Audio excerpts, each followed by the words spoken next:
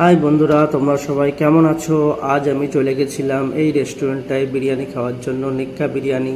তো বিরিয়ানি তো আমি খেলাম না, আমি কাবাব অর্ডার করলাম, একটা তন্দুরি প্ল্যাটার অর্ডার করলাম। সেখানে আমাকে অনেক ধরনের ভ্যারাইটির কাবাব দিল, আর আমি সাথে খেয়ে নিলাম কেরালা পরাঠা।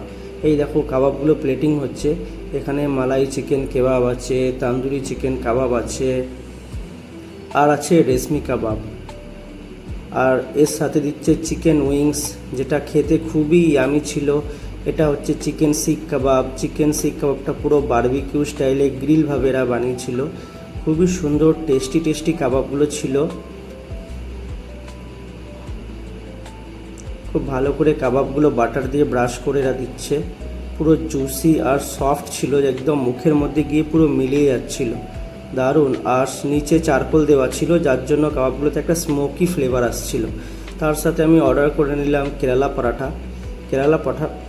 কেরালা পরাঠাগুলো খুবই ভালো ছিল, সফট ছিল আর লাচ্ছেদার ছিল। দারুণ এনজয় করলাম।